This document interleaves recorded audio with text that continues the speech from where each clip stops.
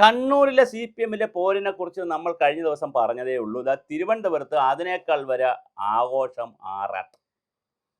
കഴിഞ്ഞ തിരഞ്ഞെടുപ്പിന് ആരോഗ്യപരമായ കാരണങ്ങളാൽ താനിനി മത്സരിക്കുന്നില്ല എന്ന് പറഞ്ഞ് ശിവൻകുട്ടി മാറി നിൽക്കാൻ തീരുമാനിച്ചതാണ്.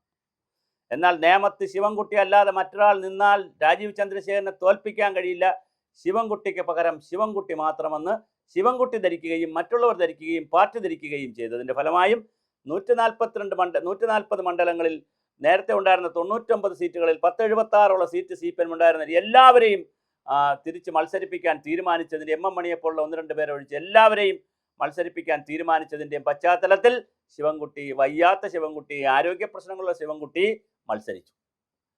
തോറ്റ് തുന്നമ്പാടി അദ്ദേഹം പിറകിൽ പോയി. രാജീവ് ചന്ദ്രശേഖർ ജയിച്ചു അവിടെ. അങ്ങനെ വന്നപ്പോഴാണ് ശിവൻകുട്ടിക്ക് ജില്ലാ സെക്രട്ടറി ആവണം. വി ജോയി MLA ആയി പോയി. വി ജോയി വർക്കല പോയി മത്സരിച്ച് MLA ആയി. വി ജോയി മത്സരിച്ച് MLA ആയപ്പോൾ MLAക്ക് ജില്ലാ സെക്രട്ടറി സ്ഥാനം കൊടുക്കണ്ട എന്ന് പറഞ്ഞു. ഇതിനിടയ്ക്ക് നമ്മളെ A.A. റഹീമായിരുന്നു കുറച്ചു കാലം ചാർജ്. എന്നാൽ അതങ്ങ് തുടർന്നാൽ മതിയായിരുന്നു. പക്ഷേ A.A. റഹീം ചാർജ് വഹിച്ച് വീണ്ടും വി ജോയി ജയിച്ചു വന്നപ്പം പറഞ്ഞു പറ്റത്തില്ല, സമവാക്യം മാറി. വി ജോയി വീണ്ടും ജില്ലാ സെക്രട്ടറി ആയി. വി ജോയി ജില്ലാ സെക്രട്ടറി ആവാൻ സമയത്ത് ശിവൻകുട്ടി പറഞ്ഞു എനിക്ക് ജില്ലാ സെക്രട്ടറി ആവണമെന്ന്. അത് നടന്നില്ല. പക്ഷേ ഇപ്പോഴെന്താ സംഭവിക്കുന്നത്? ഇപ്പോൾ V Joy group, Kadakampally Surendran group, Sivankutty group എന്നൊക്കെ പറഞ്ഞ് തിരുവനന്തപുരം ജില്ലയിൽ വലിയ പോര് നടക്കുകയാണ്. ഇത് ഇന്നും ഇന്നലും തുടങ്ങിയതല്ല. ഇതൊരു കാലഘട്ടം മുഴുവൻ തിരുവനന്തപുരം ജില്ലാ കമ്മിറ്റിയിൽ ഈ പോരുണ്ട്. കാട്ടായിക്കുണം വി ശ്രീധരൻ്റെ കാലം മുതൽ, അദ്ദേഹം തിരുവനന്തപുരത്തെ അതികായകനായ ജില്ലാ സെക്രട്ടറി ആയിരുന്നു കാട്ടായിക്കുണം വി ശ്രീധർ. ആ കാട്ടായിക്കുണം വി ശ്രീധരൻ്റെ കാലം മുതൽ വളരെ കൃത്യമായ ഗ്രൂപ്പ് പോര് തിരുവനന്തപുരത്ത് ഉണ്ടായിരുന്നു. സംസ്ഥാന തലത്തിലുള്ള EK നയനാരുടെയും അച്യുതാനന്ദൻ്റെയും ഗ്രൂപ്പിൻ്റെയൊക്കെ പിൻബലം പറ്റിക്കൊണ്ട് തിരുവനന്തപുരത്ത് പിരപ്പങ്കോട് മുരളിയുടെയും കോലിയക്കോട് കൃഷ്ണനാരുടെയും കാട്ടായിക്കുണം ശ്രീധരൻ്റെയൊക്കെ നേതൃത്വത്തിൽ വളരെ വലിയ ഗ്രൂപ്പ് പ്രവർത്തനങ്ങൾ നടന്നു.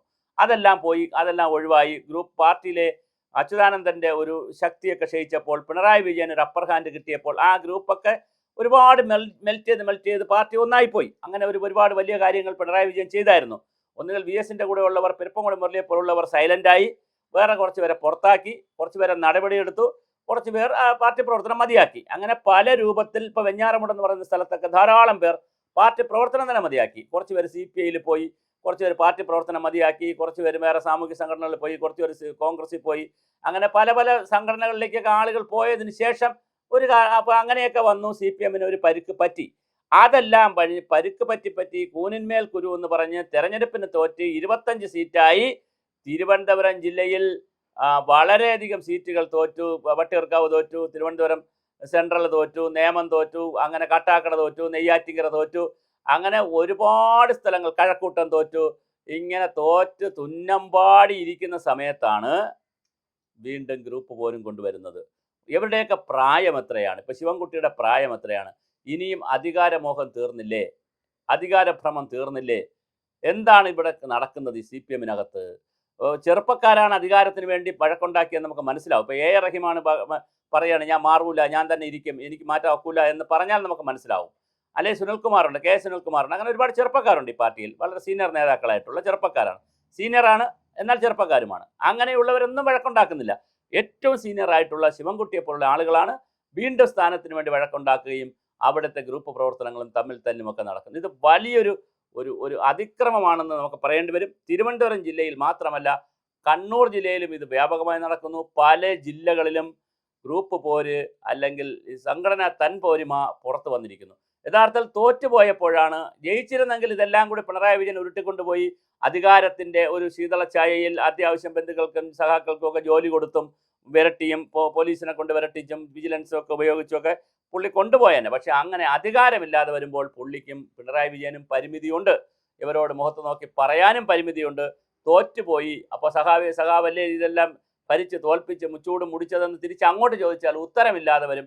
അതുകൊണ്ട് മാത്രമല്ല, പിണറായി വിജയൻ്റെ മകളുടെ എക്സാലോജി കേസുമായിട്ടൊക്കെ ബന്ധപ്പെടുത്തി വലിയ പ്രതിരോധത്തിലാണ് പിണറായി വിജയൻ. ഇന്നലെ കണ്ണൂരിലെ പിണറായി വിജയൻ്റെ വീടും റെയ്ഡ് ചെയ്തെന്ന് പറയാൻ പറ്റില്ല, പരിശോധന നടത്തി. അവിടെ പോയി പരിശോധിച്ചു. റെയ്ഡെന്ന് പറയുമ്പോൾ മറ്റൊരു തരത്തിൽ ചെയ്തില്ല, കാരണം പിണറായി വിജയൻ ഇതിനകത്ത് കക്ഷിയല്ലല്ലോ. അപ്പോൾ അതുകൊണ്ട് ആ ഒരു കാഠിന്യമുള്ള വർക്കല്ല നടന്നു. എന്നാലും അവിടെ പോയിരുന്നു, പിണറായിയിൽ പോയിരുന്നു ED.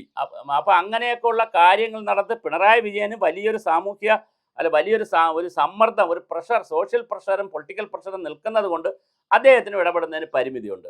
PK ശ്യാമളയുടെ ഭാര്യയുടെ സ്ഥാനാർത്ഥിത്വമായി ബന്ധപ്പെടുത്തി ഗോവിന്ദൻ മാഷ് വലിയ പ്രതിരോധത്തിലാണ്.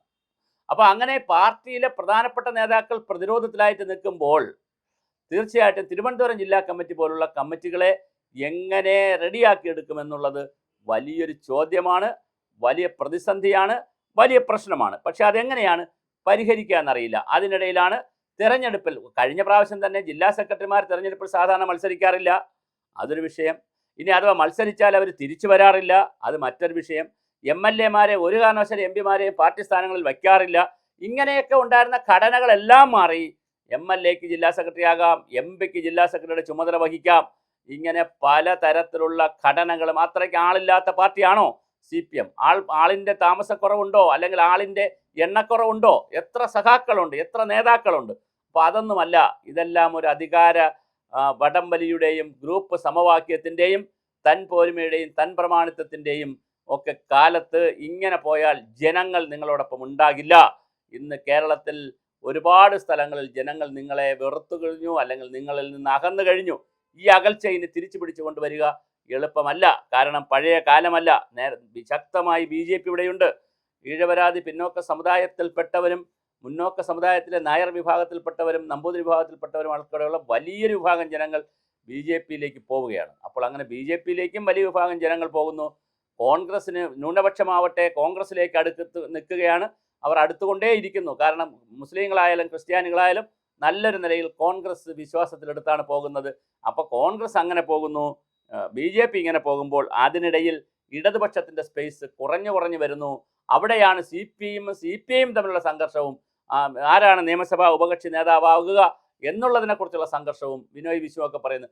ബിനോയ് വിശ്വം ഇപ്പോൾ ഒരു ഒളിയം വായിച്ചിട്ടുണ്ട്, ഒരു ഉണ്ടയെല്ലാം വടി പൊട്ടിച്ചിട്ടുണ്ട്. അതായത് വയനാട് തുരങ്കം എന്തിനാണ് എന്ന് പറയുന്ന ഒരു വിഷയത്തിലേക്ക് വന്നിട്ടുണ്ട്. അപ്പോൾ അത് വലിയൊരു പ്രതിസന്ധിയാണ് വരുന്നത്.